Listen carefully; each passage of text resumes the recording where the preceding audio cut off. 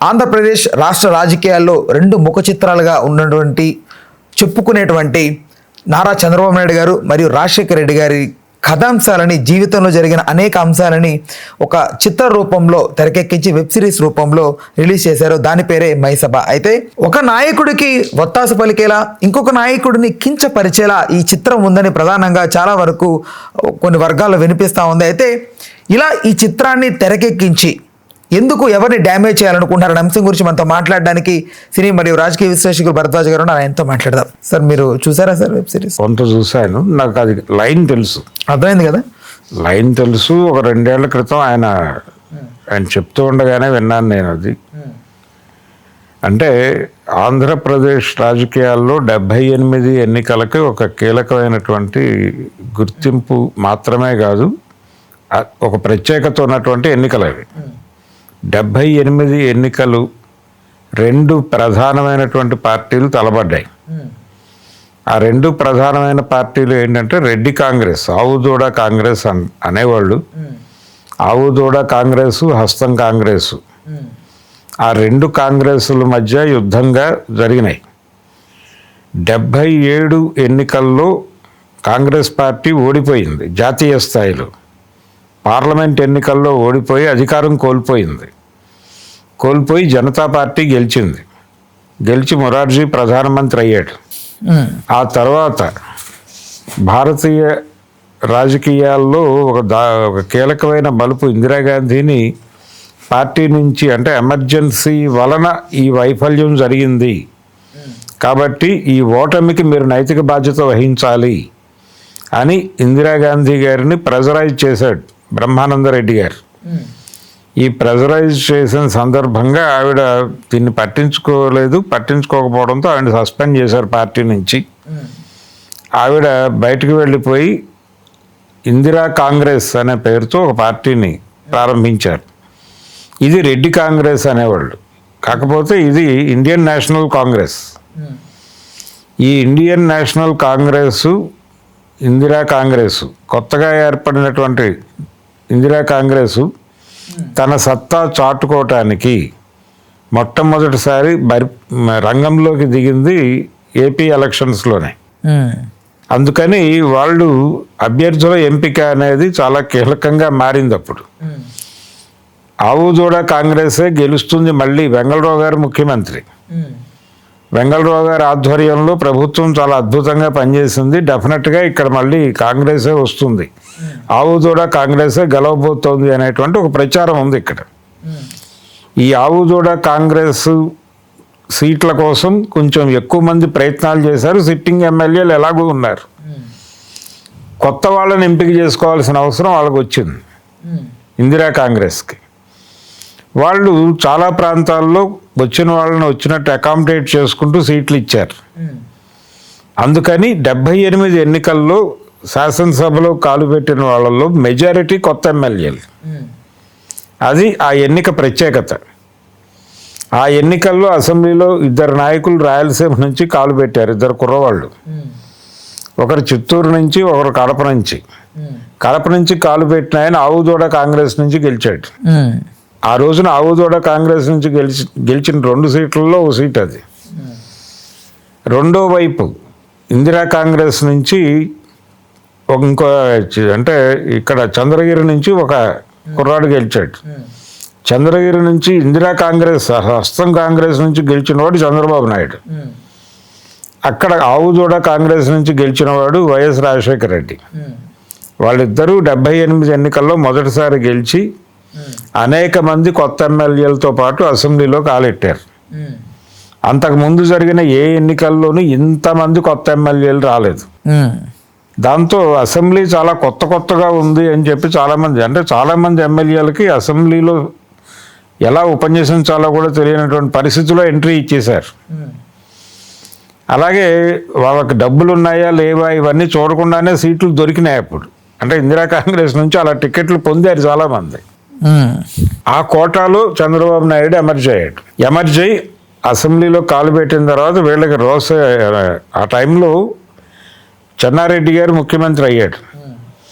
చెన్నారెడ్డి గారి తర్వాత అంజయ్ గారు ముఖ్యమంత్రి అయినప్పుడు ఆయన తన క్యాబినెట్ని విపరీతంగా ఎక్స్పాండ్ చేశాడు. చేసినప్పుడు ఈ యంగ్స్టర్స్ అందరికీ మంత్రి పదవులు ఇచ్చాడు.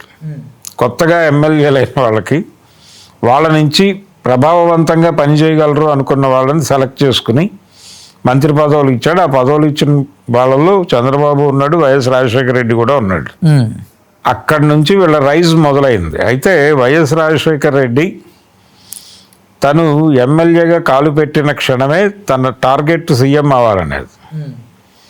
ఆ సీఎం కావటం కోసం ఆయన ప్రతి జిల్లాలోనూ ఉమ్మడి ఆంధ్రప్రదేశ్లో ప్రతి జిల్లాలోనూ ఒక ప్రామినెంట్ ఒక రెబల్ లీడర్తో ఒక రిలేషన్ పెట్టుకునే ప్రయత్నం చేశాడు. ఈ ప్రయత్నంలో భాగంగా కృష్ణా జిల్లాలో వంగవీటి రంగాతో సాన్నిహిత్యం నెరిపేటువంటి ప్రయత్నం చేశాడు ఆయన. అలాగే గోదావరి జిల్లాలో జక్కంపూడి రామ్మోహన్ రావుతోను ఇలా ప్రతి జిల్లాలోనూ ఒక అప్పటికున్నటువంటి ఒక రెబల్తో రిలేషన్ పెట్టుకునేటువంటి ప్రయత్నం చేశాడు ఆయన. ఇదంతా కూడా network building programme.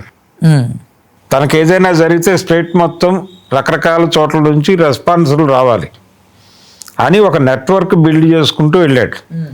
Chandrababu Naidu ఇలాంటి ప్రయత్నాలు ఏం చేయలే. ఆయన ఎమ్మెల్యేగా గెలిచాడు. గెలవటం వెనకాల ఆయనకు సీట్ రావటం, ఆ ఖర్చులు, ఆ వ్యవహారం అంతా ఆయన ఇంటి దగ్గర నుంచి తెచ్చిన డబ్బులు కాదు, రాజగోపాల్ నాయుడు గారి ఆశీర్వాదం వలన ఆయన గెలిచాడు.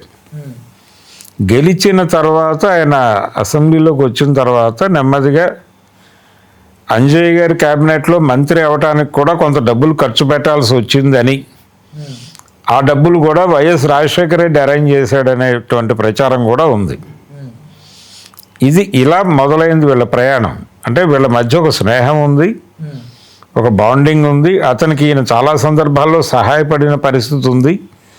తనకేదైనా కీలక సమస్య వచ్చినప్పుడు వైఎస్ రాజశేఖర రెడ్డిని సలహాలు అడిగేవాడు ఆయన, ఈయన సలహా చెప్పేవాడు అనేది కూడా అందరికీ తెలిసిన విషయమే. అసెంబ్లీ వేదికగానే ఒక విషయం చెప్పాడు ఆయన. అంటే ఎన్టీ రామారావు గారి కుమార్తెతో వివాహము అనేటువంటి ఒక ప్రపోజల్ చంద్రబాబు దగ్గరికి వచ్చినప్పుడు ఆయనకు చిత్తూరు జిల్లా నాయకత్వం నుంచి కూడా ఒక ప్రపోజల్ ఉంది. ఒక పెళ్లి సంబంధమే, రాజగోపాల్ నాయుడు గారి ఆశీర్వాదం పొందిన ఒక కుటుంబం నుంచి ఒక ప్రపోజల్ ఉండింది.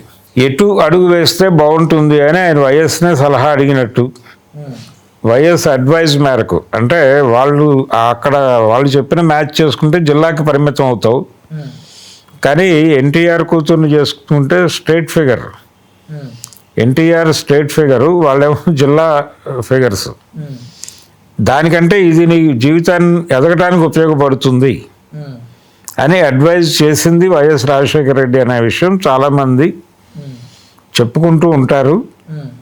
ఇది ఒకసారి ఎప్పుడు అసెంబ్లీ వేదికగా ఆయనే చెప్పుకున్నాడు. రైట్. అయితే సార్ ఇంకొకటి ఏంటంటే సార్, ఈ చిత్రంలోనే ఇటు రాజశేఖర్ వాళ్ళిద్దరి మధ్య రిలేషన్, ఈ రిలేషను, ఈ స్నేహము, ఆయన గురువుగాను ఒక రకమైన శిష్యుడుగాను ఇలా రకరకాల సంబంధాలు ఉన్నాయి వాళ్ళ మధ్య అనే విషయం అందరికీ తెలుసు. అయితే ఈ ప్రయాణం ఎప్పుడైతే ఇక్కడ తెలుగుదేశం పార్టీ గెలిచిందో, నిజానికి అధిష్టానం ఆదేశిస్తే మా మామగారి మీద పోటీ చేసి ఆయన ఓడిస్తానని చెప్పాడు ఈ పెద్ద మనిషి చంద్రబాబు నాయుడు. చంద్రగిరిలో ఓడిపోయాడు. ఓడిపోయిన తర్వాత మేడసాని చేతిలో ఓడిపోయాడు ఆయన. ఓడిపోయిన తర్వాత తెలుగుదేశం పార్టీలో చేరాడు. చేరి ఇక్కడ ఆయన నడిపినటువంటి రాజకీయము, వ్యవహారము, వ్యవస్థ, అక్కడి నుంచి ఎన్టీఆర్ అభిమాని వైఎస్ రాజశేఖర రెడ్డి, ఎన్టీఆర్ అభిమాని, తన అభిమాన కథానాయకుడు పెట్టిన పార్టీకి వ్యతిరేకంగా తను పనిచేయాల్సిన పరిస్థితి, తన మిత్రుడు ఆ పార్టీలోకి వెళ్ళి తనకు శత్రువుగా మారటం, ఈ పరిణామాన్ని డైజెస్ట్ చేసుకుని వెళ్లాల్సిన పరిస్థితి. అందుకని వైఎస్ రాజశేఖర రెడ్డి క్యారెక్టర్లో కొంచెం డ్రామా ఉంటుంది. అంటే నిజానికి 3 దారులు అని ఒక పుస్తకం వచ్చింది ఈ మధ్య దేవులపల్లి అమర్ గారిది. అంటే ఆయన ఏం చేశాడంటే, ఆయన కూడా అదే టైంలో ఎంట్రీ ఇచ్చాడు జర్నలిజంలోకి, 77 ఆ ప్రాంతాల్లో. సో వీళ్ళని కొంచెం సన్నిహితంగా చూశాడు ఆయన. అందుకని 3 దారుల్లో చంద్రబాబు దారి, వైఎస్ రాజశేఖర రెడ్డి దారి, 3వ దారి జగన్మోహన్ రెడ్డి దారి తీసుకున్నాడు ఆయన. వాళ్ళిద్దరికంటే డిఫరెంట్ పొలిటీషియన్ ఇతను అని, ఇతను ఒక దారిగానే చూడాలి అని. ఈ 3 దారులు అనే పుస్తకంలో కూడా ఇదే కథ ఉంటుంది. దీన్ని కొంచెం డ్రామటైజ్ చేసి జనాల్లో ఒక వాస్తవ చరిత్రకు సంబంధించి అవాస్తవమైనటువంటి అభిప్రాయాలు కూడా చాలామందిలో ఉంటాయి. కొంతమంది కొన్ని సన్నివేశాలని నేరేట్ చేసుకుని అవి నిజమే, అవి అబద్ధం అని చెప్తే చచ్చిపోయే లెవెల్లో నమ్ముతూ ఉంటారు. ఇలాంటి జనాల్లో ఉన్నటువంటి అనేక నమ్మకాలని కూడా తీసుకుని వీటన్నిటినీ తన డ్రామాలో ఇమిడ్చి ఈ వెబ్ సిరీస్ అనేది డిజైన్ చేశాడు ఆయన. మయసభ అనే పేరుతో ఈ వెబ్ సిరీస్ని దేవకట్ట డిజైన్ చేశాడు. ఈ స్క్రిప్ట్ తయారు చేయడానికి ఆయన దాదాపు 4-5 ఏళ్ళు కష్టపడ్డాడు. అనేక మందితో మాట్లాడాడు. అనేక మంది నుంచి అనేక రెఫరెన్సులు తీసుకుని వాళ్ళ మీద వచ్చినటువంటి అనేక పుస్తకాలు తిరగేసి, వ్యాసాలు తిరగేసి, వైఎస్ చనిపోయినప్పుడు మైసూరారెడ్డితో సహా చాలామంది రాశారు. అప్పటి ఆయన వ్యతిరేకులందరూ ఆయన ప్రారంభ దినాలని పొగుడుతూ రాశారు. అలాగే ఆ కుటుంబ నేపథ్యం గురించి బోల్డ్ మాట్లాడారు. చంద్రబాబు నాయుడు కుటుంబ నేపథ్యం ఏమిటో అందరికీ తెలుసు. వీటన్నిటినీ పరిశీలించి ఒక డ్రామా పండే పద్ధతిలో 2 క్యారెక్టర్లు, 2 బలమైన క్యారెక్టర్లను పెట్టుకుని ఈ మయసభని ఆయన తెరకెక్కించాడు. రాజారెడ్డి క్యారెక్టర్ కూడా చూపెట్టారు అందులో. మళ్ళీ క్రైస్తవాన్ని నమ్ముకున్నాము ఇట్లా రెఫరెన్స్లు ఉన్నాయి. ఇవన్నీ చూడగానే మీకు రాజారెడ్డి పాత్ర అని అర్థమవుతుంది, అది చంద్రబాబు అని అర్థమవుతుంది, ఇది వైఎస్ అని అర్థమవుతుంది, ఇవన్నీ అర్థమవుతాయి. కానీ దీనిలో ఇది వాస్తవము అని చెప్పను నేను అంటున్నాడు ఆయన. ఎందుకు అంటున్నాడు ఆ మాట అంటే, తను సినిమాని డ్రామటైజ్ చేసి నడపాలి, థియేటర్లో ఉన్న ఆడియన్స్ని ఎమోషనలైజ్ చేయాలి, ఎంగేజ్ చేయాలి. ఈ ఎమోషనల్ చేసి ఎంగేజ్ చేయడానికి కావలసిన ఎలిమెంట్స్ అన్ని కలుపుకుంటూ వెళ్ళాడు ఆయన. కలుపుకుంటూ వెళ్ళటం వల్ల ఇది ఒక చరిత్ర మీద ఆధారపడి తీసినటువంటి ఫిక్షన్ మాత్రమే. దీన్ని ఫిక్షన్గానే చూడండి తప్ప బయోపిక్ కాదు ఇది. బయోపిక్లే గందరగోళంగా ఉన్నాయి. ఇప్పుడు ఎన్టీ రామారావు గారు బయోపిక్ తీశాడు, బాలకృష్ణ గారు కథానాయకుడు, మహానాయకుడు. దానిలో అనేక వక్రీకరణలు ఉన్నాయి. ఎన్టీ రామారావు గారి చరిత్ర జనాలకు తెలుసు. ఆయన ఎక్కడ ప్రారంభమయ్యాడు, ఎలా మొదలైంది ఆయన రైజు, ఆయన తొలి రోజుల్లో ఫేస్ చేసిన ఇబ్బందులు ఏమిటి, తర్వాత ఫేస్ చేసిన ఇబ్బందులు అన్నీ తెలుసు ప్రపంచానికి. అయినప్పటికీ ఆ సినిమాలో కొన్ని వక్రీకరణలు జరిగినాయి ఆ బయోపిక్లో. అందుకనే ఆ సినిమా ఆ రిజల్ట్ని సంపాదించింది. అది డిజాస్టర్ అయింది. కాబట్టి ఈ డ్రామాని యాడ్ చేయటం అనే అడ్వాంటేజ్ మిస్ అవుతుంది అనే ఉద్దేశంతో ఆయన చంద్రబాబు నాయుడు, వైఎస్ రాజశేఖర రెడ్డి అని చెప్పలేదు. అవి గుర్తొస్తాయి మనకి. ఈ కథలో నాయుడు, రెడ్డి క్యారెక్టర్లకు రెఫరెన్స్లు అవే. వైఎస్ రాజశేఖర రెడ్డి నీడ, చంద్రబాబు నాయుడు నీడ, ఆ రెండింటిని తీసుకుని ఈయన ఒక కథ అల్లి వాళ్ళ జీవితంలో సంఘటనలు, వాళ్ళ జీవితాల గురించి ప్రపంచం అనుకునే కథలు, ఇవన్నీ కలిపి ఒక టానిక్ తయారు చేసి మయసభ అనే పేరుతో ప్రపంచం ముందు పెట్టాడు. అది నేను చూశాను, కొంత ఎంగేజింగ్గానే అనిపించింది, ఎమోషనల్గాను అనిపించింది. చాలా కష్టపడి తీశాడు. అంటే ఆయన ప్రస్థానం తీసినటువంటి డైరెక్టర్, ప్రస్థానం అనేటువంటి ఒక సీరియస్ పొలిటికల్ సబ్జెక్ట్ని హ్యాండిల్ చేయగలిగాడు, ఎమోషనల్గా చెప్పగలిగాడు. అలాగే ఆయన చేసినటువంటి ఇంకొక ప్రయత్నం, ఇంకొక ప్రయోగం ఆటోనగర్ సూర్య, నాగ చైతన్యతో చేసినటువంటి సినిమా అది. అయితే రకరకాల కారణాలు, రకరకాల ఒత్తిడిల వలన ఆ సినిమా ఆయన అనుకున్న రిజల్ట్ రాబట్టుకోలేకపోయింది. కానీ ఆయన సెంట్రల్ ఐడియా బాగానే ఉంటుంది ఆ సినిమాలో కూడా. రిపబ్లిక్ పరిస్థితి కూడా అదే. అది కూడా జనాల్ని భారీగా అట్రాక్ట్ చేసిన సినిమా కాకపోయినప్పటికీ ఒక ఐడియాగా కొంచెం ఆయన అబ్జర్వేషన్ ఉంది ఆయనకి సమాజం మీద అనేది తెలుస్తుంది.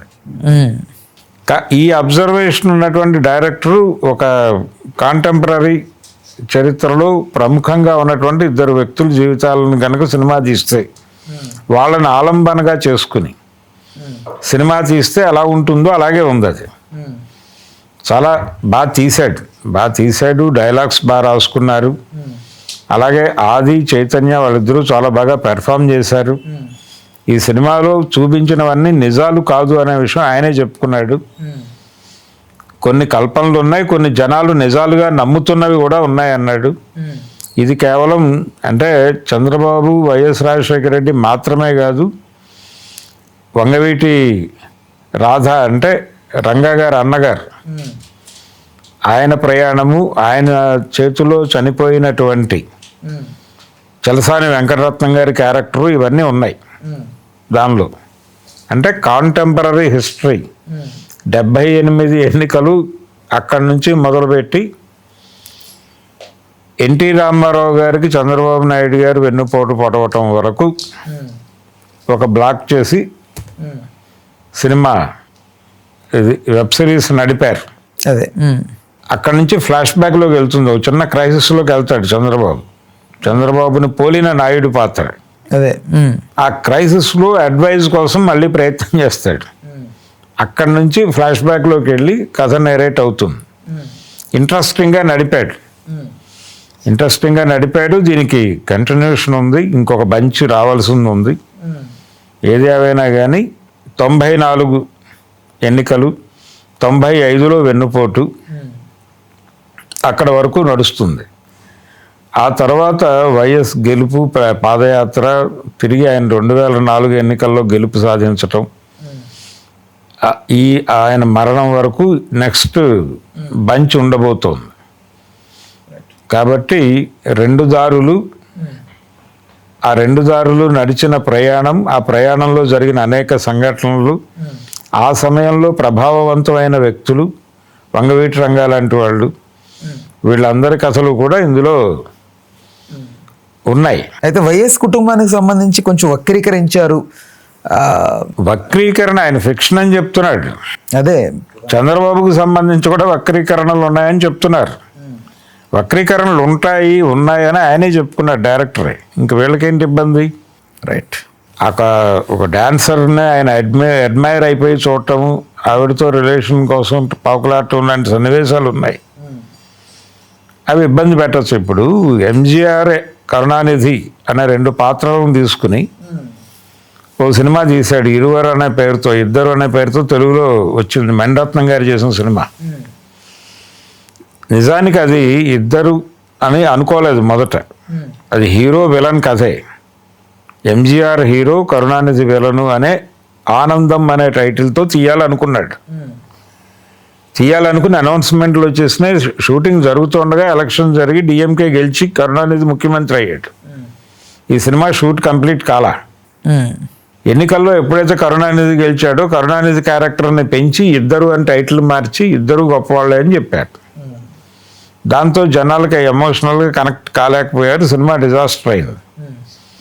కాబట్టి ఇక్కడ ఇతను కూడా 2 క్యారెక్టర్లు తీసుకున్నప్పటికీ 2 తను అనుకున్న పద్ధతిలో డిజైన్ చేసి చూపించాడు. వాళ్ళ కథలని చెప్పలేదు ఆయన. వాళ్ళ కథలని పోలిన సంఘటనలు కొన్ని వీళ్ళ జీవితాల్లో ఉండొచ్చు. అంత మాత్రం చేత ఇవి వాళ్ళ పాత్రలుగా ఆపాదించుకుంటే దానికి నేను బాధ్యుడిని కాదని చెప్పాడు ఆయన.